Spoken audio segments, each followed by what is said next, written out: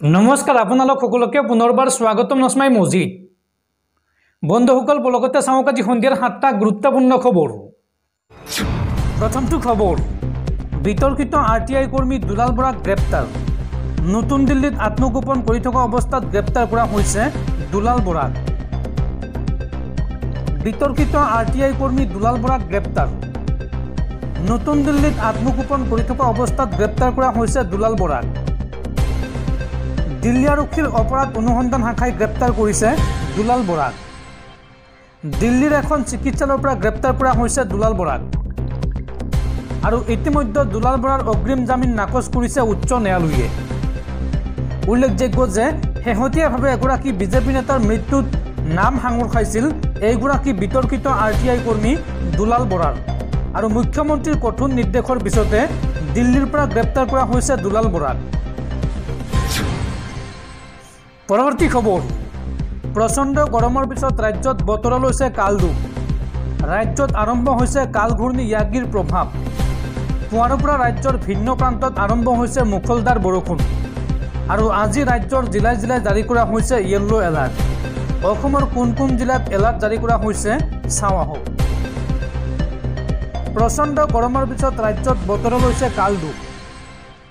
26 ছেপ্টেম্বৰলৈকে ৰাজ্যত হ'ব মুখলধাৰ বৰষুণ। বতৰ বিজ্ঞান কেন্দ্ৰই এই সন্দৰ্ভত জাৰি কৰিছে এলাৰ্ট। অসমৰ কোন কোন জিলাত জাৰি কৰা হৈছে এলাৰ্ট চাওঁ আহক। কোকৰাঝাৰ, বঙাইগাঁও, গোৱালপাৰা, বৰপেটা, কামৰূপ গ্ৰাম্য, কামৰূপ মহানগৰ, পশ্চিম কাৰ্বি আংলং, মৰিগাঁও, নলবাৰী, চিৰাং, বজালী, দৰং, ওদালগুৰি, শোণিতপুৰ, কাৰ্বি আংলং, ডিমা হাছাও, লখিমপুৰ, ধেমাজি, যোৰহাট, শিৱসাগৰ, চৰাইদেউ, ডিব্ৰুগড় আৰু তিনিচুকীয়াত জাৰি কৰা হৈছে য়েল্লো এলাৰ্ট। লগতে আজিৰ দিনটোত কোকৰাঝাৰত জাৰি কৰা হৈছে অৰেঞ্জ এলাৰ্ট। আৰু 26 ছেপ্টেম্বৰত ধুবুৰী আৰু বঙাইগাঁৱত হ'ব ধাৰাসাৰ বৰষুণ। কাল ঘূৰ্ণী য়াগিৰ প্ৰভাৱ পৰিব অসম তথা উত্তৰ পূবৰ ৰাজ্যত, এই কথা জনাইছে বতৰ বিজ্ঞান কেন্দ্ৰই। পৰৱৰ্তী খবৰ, হাৰিয়ানা আৰু জম্মু কাশ্মীৰত বিধানসভা নিৰ্বাচন। আৰু এইবাৰ হাৰিয়ানাত বিজেপিক পৰাস্ত কৰি গঠন হ'ব পাৰে কংগ্ৰেছ চৰকাৰ। 90খন আসনৰ ভিতৰত 58খন আসন লাভ কৰিব কংগ্ৰেছে। শেহতীয়াকৈ প্ৰকাশ পাইছে এই তথ্য। হাৰিয়ানাত বিজেপিক পৰাস্ত কৰি গঠন হ'ব পাৰে কংগ্ৰেছৰ চৰকাৰ।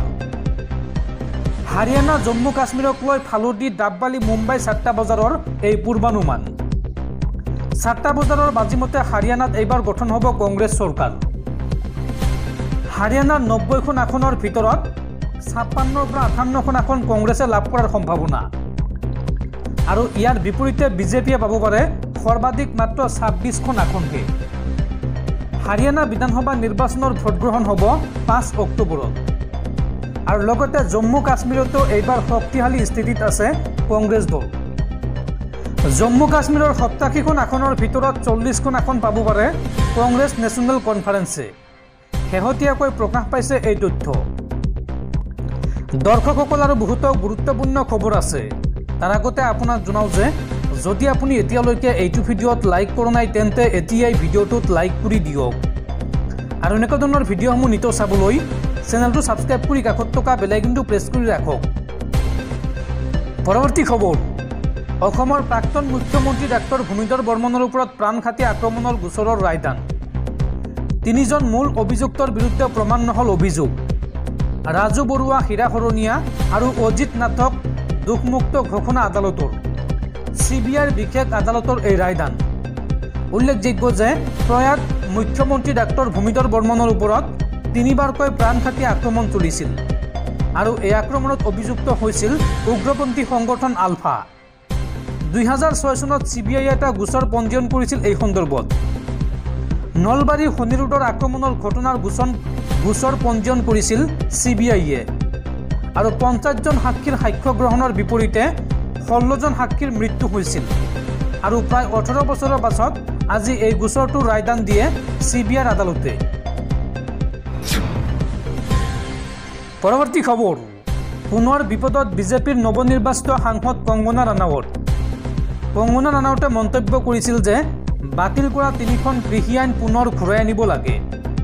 আৰু কৃষি আইন সন্দৰ্ভত কংগনা ৰাণাৱতে কৰা মন্তব্যক লৈ দেশজুৰি বিতৰ্ক। আৰু এই বিতৰ্কৰ পাছতে নিজৰ মন্তব্য উঠাই লোৱা বুলি দাবী সাংসদগৰাকীৰ। পৰৱৰ্তী খবৰ, পুনৰ গোলাবাৰুদৰ শব্দত কঁপি উঠিছে মধ্যপ্ৰাচ্য। এইবাৰ শ শ ৰকেটেৰে ইজৰাইলক আক্ৰমণ হিজবুল্লাৰ। ইজৰাইলৰ উত্তৰ প্ৰান্তত একেলগে ৩০০ ৰকেটেৰে ইজৰাইলক প্ৰত্যুত্তৰ দিছে হিজবুল্লাই। শ শ ৰকেটেৰে ইজৰাইলক আক্ৰমণ হিজবুল্লাৰ। ইজৰাইলৰ উত্তৰ প্ৰান্তত একেলগে ৩০০ ৰকেটেৰে ইজৰাইলক প্ৰত্যুত্তৰ হিজবুল্লাৰ। লেবাননৰ ওপৰত ভয়ংকৰ আক্ৰমণ কৰিছিল ইজৰাইলে আৰু ইজৰাইলৰ আক্ৰমণত মৃত্যু হৈছিল ৫৫৮গৰাকী লোকৰ। আৰু তাৰ পিছতে ইজৰাইলক প্ৰত্যুত্তৰ দিবলৈ সাজু হৈছে হিজবুল্লাহ। ইজৰাইলৰ উত্তৰ প্ৰান্তত জাৰি কৰা হৈছে হাই এলাৰ্ট। হিজবুল্লাহ আৰু ইজৰাইলৰ যুদ্ধই এতিয়া মধ্যপ্ৰাচ্যত লৈছে ভয়ংকৰ ৰূপ। পৰৱৰ্তী খবৰ, কংগ্ৰেছ নেতা ৰাহুল গান্ধীৰ পাছপৰ্ট বাতিলৰ দাবী বিজেপিৰ আৰু এই সন্দৰ্ভত লোকসভাৰ অধ্যক্ষলৈ পত্ৰ প্ৰেৰণ বিজেপিৰ। ৰাহুল গান্ধীৰ বিৰুদ্ধে বিদেশত ভাৰতক বদনাম কৰাৰ অভিযোগ বিজেপিৰ। উল্লেখযোগ্য যে ৰাহুল গান্ধীৰ আমেৰিকা ভ্ৰমণৰ সময়ত শিখ সম্প্ৰদায়ৰ ওপৰত কৰা মন্তব্যক লৈ দেশজুৰি বিতৰ্কৰ সৃষ্টি হৈছিল আৰু তাৰ পিছতে এতিয়া ৰাহুল গান্ধীৰ পাছপৰ্ট বাতিল কৰিবলৈ লোকসভাৰ অধ্যক্ষৰ ওচৰত দাবী জনাইছে বিজেপিয়ে।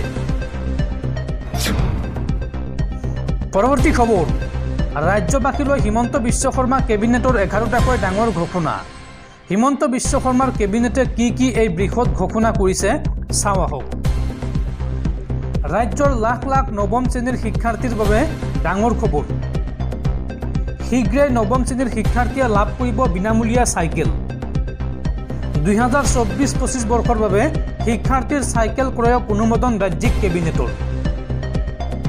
3,23,640গৰাকী শিক্ষাৰ্থীৰ বাবে ৰাজ্য চৰকাৰে ক্ৰয় কৰিব চাইকেল আৰু ইয়াৰ বাবে 148.55 কোটি টকা অনুমোদন ৰাজ্যিক কেবিনেটৰ।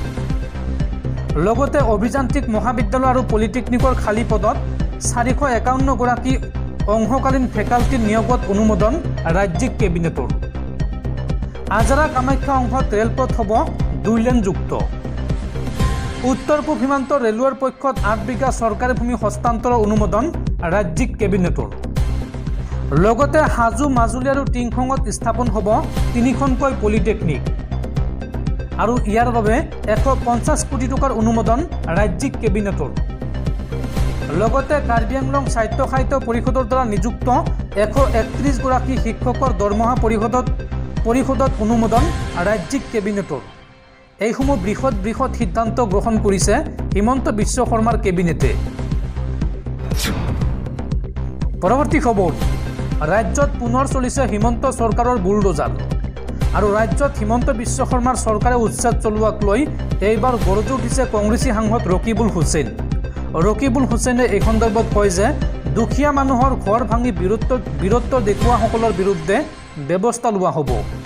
কিয় দুখীয়া মানুহৰ ওপৰত বল দেখুৱাইছে হিমন্ত বিশ্ব শৰ্মাই? এই মন্তব্য সাংসদ ৰকিবুল হুছেইনৰ। দুখীয়া মানুহৰ ঘৰ ভাঙি বীৰত্ব দেখুওৱাসকলৰ বিৰুদ্ধে ব্যৱস্থা লোৱা হ'ব। উচ্ছেদক লৈ এইদৰে গৰজি উঠিল ৰকিবুল হুছেইন। ৰকিবুল হুছেইনে লগতে কয় যে কিয় দুখীয়া মানুহৰ ওপৰত বল দেখুৱাইছে হিমন্ত বিশ্ব শৰ্মাই। ক্ষমতাৰ বাবে আজমলৰ সংগ ল'ব পাৰে হিমন্ত বিশ্ব শৰ্মাই।